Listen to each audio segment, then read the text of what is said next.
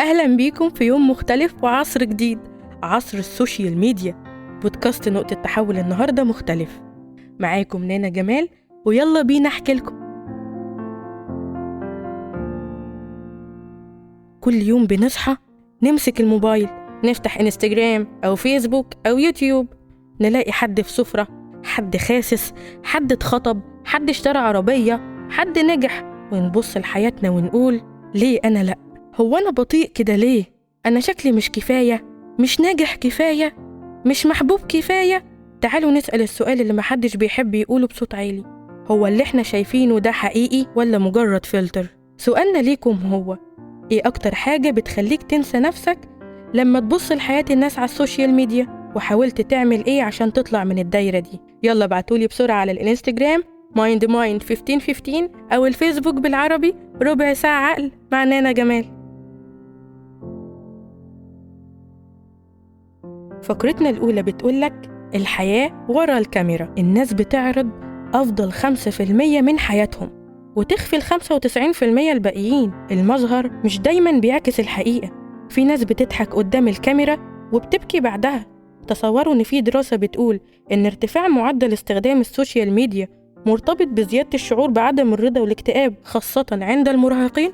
لما تقارن نفسك بصور متمنتجة ومفلترة انت بتظلم نفسك.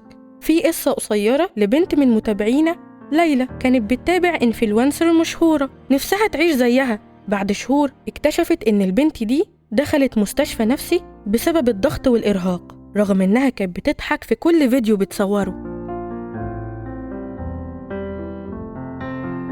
فقرتنا التانية بتقولك المقارنات هي العدو الصامت. دايما في صوت صغير كده مش بنسمعه لكن بياكل فينا من جوه، صوت بيقول شوف الناس وصلت فين وانت لسه هنا، هي ليه أجمل، ليه أشطر، ليه محبوب أكتر. الصوت ده اسمه المقارنة. ما بيكونش صادق معاك، مش بيزعق، هو بيحمس همس، بيخليك تبص على غيرك كأنك أقل، كأنك ناقص. هو في الحقيقة إن المقارنة عدو صامت، عدو بيضرب الثقة وبيخليك تنسى قيمة نفسك. السوشيال ميديا بقت الحلبة الكبيرة للمقارنة، فلتر، ستوري، نجاحات مصفوفة ورا بعض، بس ولا حد بيورينا الصورة كاملة، ولا التعب ولا الفشل ولا اللحظات السوداء.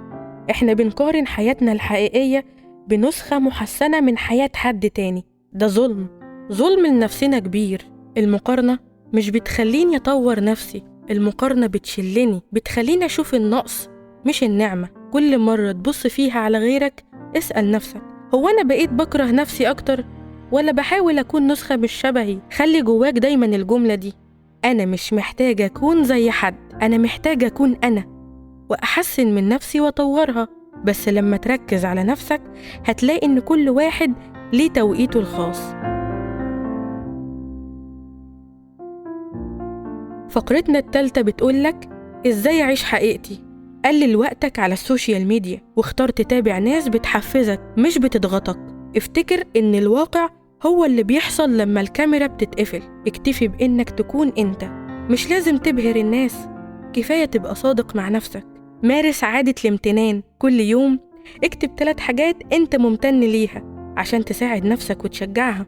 دلوقتي جات لنا مشاركة واقعية من آدم، شاب قلل وقته خالص على السوشيال ميديا، بقى بيتابع بس حاجات مفيدة وبيستفاد من السوشيال ميديا في حاجات مفيدة أكتر زي الأبحاث أو شغله، وبدأ يلاحظ إنه بيرتاح أكتر، بينام أحسن، وبقى يركز في حياته الحقيقية. فقرتنا الرابعة حاجة حلوة قوي: اصنع فلترك بإيدك. لو كل الناس بتفلتر حياتها، ليه ما تعملش انت فلتر خاص بيك؟ بس مش فلتر شكلك ولا سفرك، فلتر عقلك، فلتر قلبك، فلتر أفكارك من المقارنات السامة، فلتر وقتك من التشتت، فلتر دايرتك من اللي بيوجعوك بحياتهم المثالية. ابدأ تتابع ناس بتتكلم عن الفشل، عن المعاناة، عن الصبر، عن المحاولة، ناس بتوريك الواقع مش الوهم. عارفين، كنت خايفة قوي أطلع أتكلم معاكم جدا، كنت بحس إني لأ، مش هلاقي ناس تسمعني وتبقى شبهي أو يقولولي إنك مش مفلترة شكلك، صوتك، اختياراتك للموضوعات، وهكذا.